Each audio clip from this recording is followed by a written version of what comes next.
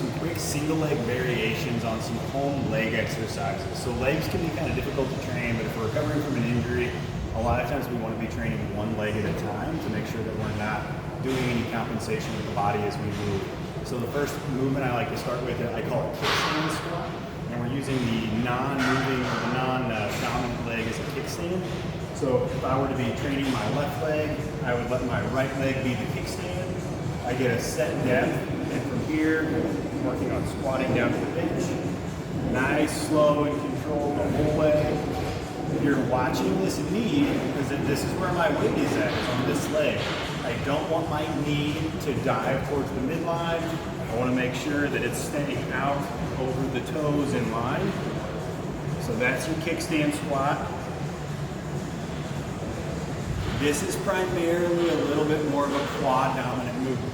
If I were to go to a hamstring dominant movement, I could do a step back hinge, where I'm coming down, popping back up, coming down, popping back up.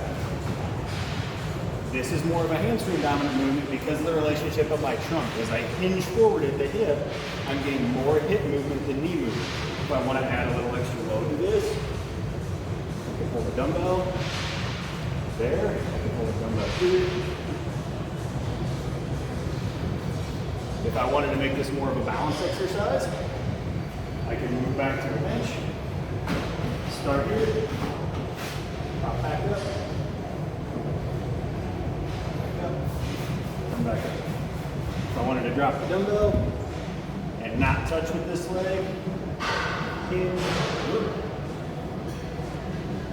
down, come back up, hinge down, come back up. And that way I have no contact at all. It's a bit more of a balance exercise. You can see I'm losing mine. Those are two good. So one is more of a quad dominant with the kickstand squat. The hinge dominant exercise is more of a hip dominant with the hinge.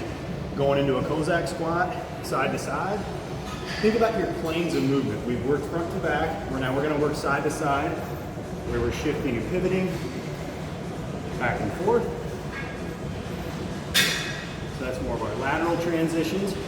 And then we also want to work a little bit in rotation, and there, a curtsy lunge works really nice. This is the stance leg. We're going to rotate down, back up, down, back up.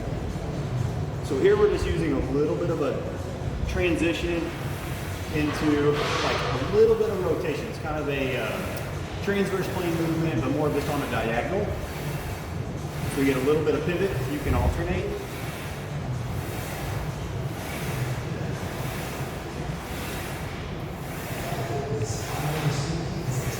And that just helps you to kind of work on your single leg stability in each plane. To finish that off and to work a little bit more on your balance, I like to do reaches. So again, if my left leg was the stance leg, I can work on how far back can I reach, how far forward can I reach, and then how far up to the side, and then repeat. Back, forward, and out to the side. And just work on control and stability on one leg.